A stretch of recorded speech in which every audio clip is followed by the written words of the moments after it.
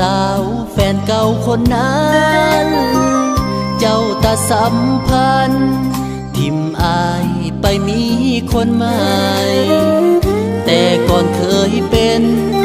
คนฮักอยู่ในหัวใจเคยสัญญากันไว้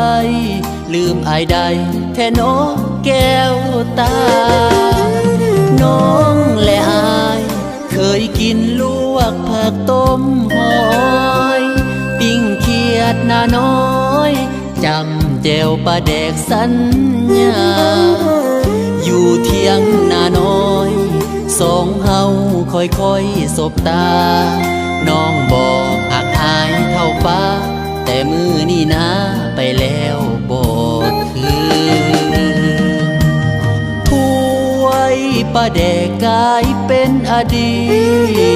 ตแต่อายยังคิดอดีตนั้นยังบ่ลืมถ้าหากมือใดเขาเฮ็ดให้น้ำตาซึมสาวเจ้าอย่าลืมว่าอายคนนี้ยังคอยลืมอายแล้วบ่ผู้สาวคนที่เคยหักบ่ต้องคิดหนักคืนมาซะเด้อเนื้อก้อยมาเป็นคือเขาหักเขาบ่ให้เงาหงอย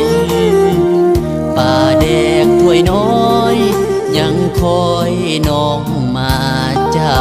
ำกิน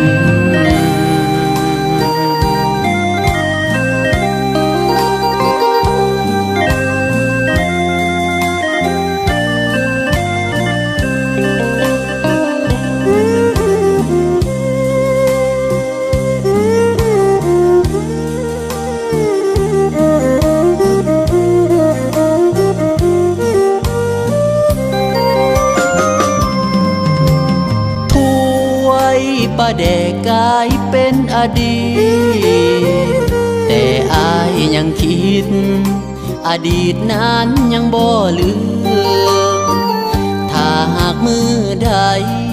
เขาเฮ็ดให้น้ำตาซึมสาวเจ้าอย่าลืมว่าอายคนนี้ยังคอยลืมอายแล้วบ่ผู้สาวคนที่เคยหัก